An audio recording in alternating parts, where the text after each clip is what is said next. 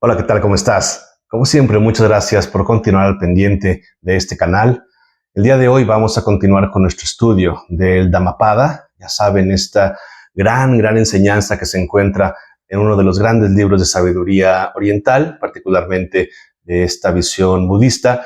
En ese primer giro hemos comentado de la rueda del Dharma, en donde se busca dar las herramientas para dejar de sufrir, para comprender que tenemos condiciones internas para poder interactuar con condiciones externas que en muchas ocasiones son estresores, detonantes de dolor, pero que podemos elegir dejar de sufrir.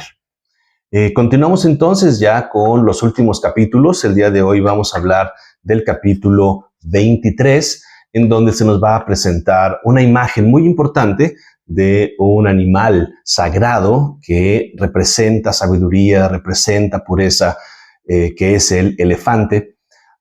Es fuerza, es nobleza, es ferocidad si es necesario, es estabilidad, es familia, soledad al mismo tiempo. Es una figura muy interesante dentro de toda esa imagen que hay en las tradiciones indias y particularmente en la historia del Buda, que si no has podido ya revisar el video de la primera parte del nacimiento del Buda, te invito a que lo hagas para que conozcas un poco más de la importancia de la figura del elefante en el sueño de Maya, de la mamá de Siddhartha Gautama, quien finalmente Siddhartha despierta a ser Buda Shakyamuni. Entonces vamos a ver qué es lo que nos dicen en el Dhammapada con relación a esta figura del elefante para tomar conciencia del desarrollo interno hasta la iluminación. De la misma manera que un elefante en el campo de batalla soporta la flecha que se le lanza desde un arco, así uno debe soportar las abusivas palabras que se le dirijan. Verdaderamente, la mayoría de los seres humanos poseen una naturaleza enferma. Llevan a una asamblea elefantes entrenados y el rey monta el animal entrenado. Los mejores entrenados entre todos los seres son aquellos que resisten el abuso. Excelentes son las mulas entrenadas, así como los briosos corceles del Sind y los nobles y sólidos elefantes, pero mucho mejor es el que se ha ejercitado a sí mismo. Entonces, en estas primeras reflexiones, se nos dice el tener la capacidad. Dentro de la traducción se habla de soportar. En términos un poco más cercanos, es más bien sería asumir, saber asumir aquello que nos está brindando el otro, ¿sí? Porque el soportar está un poco más asociado al aguantarse. En el sentido budista, soportar quiere decir asumir el daño, ver la realidad, ver que ese dardo envenenado, esa flecha envenenada de crítica, de aflicción, de culpabilidad, todo eso que nos están enviando, pues está sucediendo. No hace falta maquillarlo. No tenemos que esforzarnos en creer que un te odio es en realidad un te amo. No, es un te odio, es decir, hay una aflicción que se está dirigiendo hacia mí. Y dice, la idea ahí es saber asumir el recibir la flecha para después sacarla.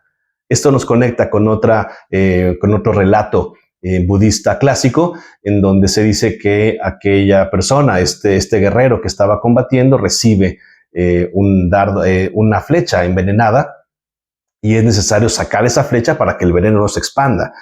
Pero este guerrero, cuando ya le van a sacar la flecha para que no se muera, los detiene y les dice, oye, no, primero dime el material del cual estaba hecho el arco del cual ha salido esta flecha.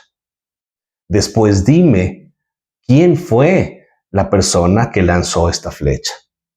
Después dime cuál era el ángulo que tenía para lanzar esta flecha. De preferencia dime cuál era la intención que tenía para... y se muere. se muere dándole vueltas a la situación. En lugar de aceptar que ya estaba ahí la flecha, asumir que está el daño, bueno, quítalo, retíralo. Pero la mente afligida, la mente confusa, la mente necia, hace que hagamos preguntas necias en lugar de aceptar lo que es. Entonces, se conecta un poquito con estos relatos que tienen que ver con batalla, que tienen que ver con flecha, toda esta imagen, si quieren, militar, pero que obviamente se entiende en el contexto y sobre todo recuerden que Siddhartha Gautama nació en una familia kshatriya, de guerreros, en la casta guerrera. Entonces, sus enseñanzas iniciales nos ayudan con estas imágenes también de batalla, ¿sí? Entonces, ser como esos elefantes que logran asumir que hay esas flechas. Y dice, bueno, el mejor de los seres humanos es quien sabe estar. Y cuando dice el rey monta al animal entrenado, el rey que nos estamos refiriendo aquí es un rey Chakravartin, lo que se le llama, o Chakavatin, si lo queremos ver desde la lengua pali, es decir, es el rey justo.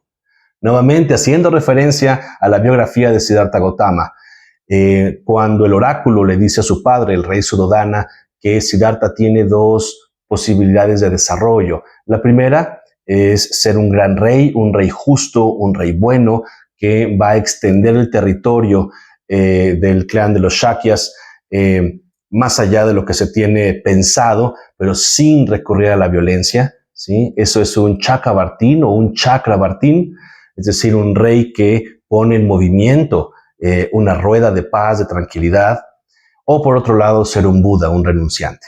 ¿Sí? Y ya los detalles pueden revisarlos en el video que les voy a poner aquí al final de para revisar esa historia. A lo que voy aquí es el referente del rey monta un elefante entrenado. Es decir, este rey justo, esa mente pura, está haciendo uso de una mente entrenada. Porque recuerden que tenemos dos tipos de mentes. Una mente que necesita ser entrenada, una mente que requiere calma y lucidez, que requiere estabilidad, que requiere capacidad de profundizar. Pero hay otra mente, la mente búdica, el bodhicitta, o que es ese impulso por una mente iluminada que quiere el bienestar de los demás. Es el Tathagata Garbha, la semilla búdica que radica ya en todos nosotros y nosotras. Bueno, esa capacidad natural se sostiene, o al menos logra utilizar la mente bien entrenada. Entonces, mantente como un elefante bien entrenado, tu mente como ese elefante bien entrenado, estable. Y luego hace la referencia, obviamente el elefante entrenado es importante, lo más importante dentro de todo es te ejercitas a ti mismo. Esto lo hace como aclaración para no quedarnos solamente con la idea literal del elefante, sino que es algo simbólico que tiene que ver con el propio entrenamiento. Más adelante, nuevamente voy a hacer esta elección de algunos versos, dice: el estúpido, cuando es torpe, glotón, perezoso y se enfanga como un cerdo en la pocilga, renacerá una y otra vez. Previamente esta mente vagaba donde le placía, como a ella se le antojaba. Hoy, con sabiduría, yo la controlaré como el conductor controla el elefante en ruta. Gozad de la atención pura. Vigilad vuestras mentes, salid del fango de las pasiones, como lo conseguiría un elefante hundido en el fango. Nuevamente está utilizando elementos simbólicos. Cuando habla de la imagen del cerdo, el cerdo, y le coloca estas características, obviamente recuerden, no el animal en sí mismo, sino lo que representa dentro de una simbología. Estúpido se refiere a que está ofuscado, ¿sí? Que está totalmente nublada su visión, que da torpeza, glotonería, pereza y tiende a caer en el fango de las pasiones. A lo que se refiere es a la ignorancia. Hay una representación de la rueda de la vida, de la rueda del samsara en la tradición tibetana, en donde al centro de esta gran rueda, donde se describen distintos mundos, que ya luego voy a explicarles, pero lo que me interesa ahora es que hay una referencia en el centro de la rueda del samsara, o sea, de este ciclo de renacimientos, que hay tres animales, hay un cerdo, hay un gallo y hay una serpiente, los cuales representan los tres venenos de la mente. El cerdo representa la ignorancia, el gallo tiene que ver con el deseo, ¿sí? El apego, la soberbia, y la serpiente representa la ira, la aversión. El veneno más potente obviamente es el de la ignorancia, por eso se está refiriendo a ese veneno. Entonces, en lugar de ser como ese cerdo que se enfanga, en lugar de estar en la ignorancia espiritual, mejor retoma la imagen de ese elefante que está en el fango de las pasiones. Nuestra mente está en medio de las pasiones, pero tiene la capacidad de salir. Conviértete en ese elefante que representa la sabiduría, que dentro del fango sale para no ahogarse en él. Es el mismo significado de la flor de loto. Es exactamente el mismo, en donde puede estar ahí esa agua, puede ser sucia, puede ser turbia, pero de pronto la flor de loto emerge y se abre sin ser tocada por el fango. No se pelea con él, no se siente distinta en el sentido de soberbia. Simplemente a partir de ese fango se desarrolla, sale y florece. En este caso, el elefante que está en el fango no se pelea con el fango, simplemente se retira. ¿Sí? Entonces, tener esa potencia es a lo que se nos está invitando en el Dhammapada. No quieras vivir pretendiendo que no estás en el fango. Todos estamos en el fango. Todas nuestras mentes están en el fango. Están en ese lugar de pasiones. ¿Sí? Nos dejamos llevar por aquello que nos encanta. Estamos huyendo de aquello que nos aterra. Y estamos totalmente desconectados cuando algo es aburrido. ¿Sí? Entonces, todo eso está en el fango. Pues la invitación es salir desde la plena conciencia. Después hay algunas recomendaciones de rodearte con personas, con amigos espirituales que te ayuden a salir. Y uno de estos versos que se refiere al acompañamiento dice lo siguiente: si encuentras un amigo inteligente que es apropiado para acompañarte, con buena conducta y prudente, en tal caso vive con él, felizmente y vigilantes, venciendo los obstáculos.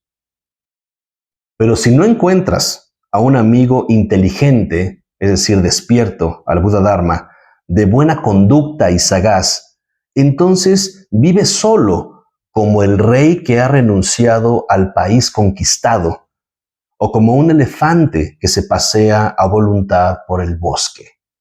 Muy interesante, una buena compañía con otras personas, con una nueva sangha que te ayuda en términos relativos, que te ayuda a avanzar en tu práctica, o también abre la posibilidad a la soledad. La soledad es esencial. El camino espiritual se hace en soledad, aunque no esté acompañado. En este caso, hay una soledad doble en cuanto no hay esa compañía que enriquece, y al mismo tiempo hay una soledad interna en cuanto al desarrollo. Hay un aspecto de renuncia en el sentido de soledad que es dichosa. No es desolación, que tiene que ver con un aspecto aflictivo, tiene que ver con soledad, que es aceptar esta presencia de individualidad, pero vacía de existencia intrínseca. Y luego lo reafirma diciendo, es mejor vivir solo porque no hay una buena amistad con un necio. Que uno viva solo, evitando todo mal, estando libre de preocupaciones, como un elefante paseándose solo por el bosque. Noten cómo dan las características de vivir realmente en esa soledad. Uno, evitando todo mal, es decir, tus acciones mentales, verbales y físicas, esas tres puertas de práctica, están llenas de virtud.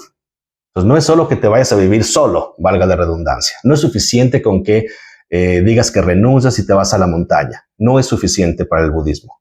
En esa soledad ejerces la virtud en pensamiento, en palabra y en acción. Y parte de esa acción mental dice libre de preocupaciones. Es decir, no te aíslas para criticar el mundo. Criticar el mundo ya es una aflicción mental. No te vas de ese mundo creyéndote mejor que los demás. Eso ya es una aflicción mental y es una preocupación.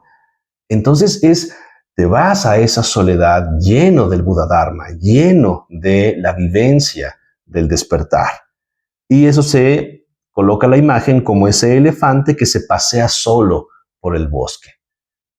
Entonces, muy importante esta imagen. Y después habla precisamente de cómo esta capacidad de estar solo o de estar bien acompañado va a redundar en una vida feliz. Dice, en este mundo proporciona felicidad atender a la madre, felicidad atender al padre, felicidad atender a los ascetas y felicidad también atender a los nobles. Feliz es la virtud milenaria. Feliz es la confianza bien establecida. Feliz es la adquisición de la sabiduría. Feliz es la abstención del mal. Noten cómo entonces, como expresión de la sabiduría, como ser ese elefante con sabiduría, va a expresarte en felicidad. Y lo den dos niveles, en lo más relativo, en la interacción con las personas cercanas, en el honrar a los antepasados. Por eso esa felicidad de poder estar y atender madre y padre, es decir, hay presencia hacia ellos. Hay una felicidad atendiendo a los ascetas, a los renunciantes, a quienes siguen trabajando por ese despertar, y atender a los nobles, nobles entendido desde la noción de desarrollo espiritual, ¿sí? Que tienen ya un nivel todavía más avanzado, más despierto. Es un modo interno de gozo el poder encontrarnos con ese tipo de seres y honrarlos. Y recuerden, honrar a un ser virtuoso es tú siendo virtuoso. No quiere decir que uno se vuelva alguien servil hacia alguien que lleva un desarrollo espiritual avanzado, sino es su desarrollo a partir del respeto que le tienes y de lo que observas de virtuoso, tú velo despertando. La mejor forma de honrar al Buda es despertando la propia budeidad. Eso es muy importante para no caer en engaños, en fanatismos, en cultos a la personalidad. No, el budismo nos habla de despertar la propia conciencia. Y al final, cuando dice, feliz es la obtención de la sabiduría y también es felicidad abstenernos del mal. Hay un esfuerzo por adquirir la sabiduría y el esfuerzo por soltar todo aquello que no necesitas. En esa medida, bueno, nos convertimos en ese elefante con fuerza y con confianza.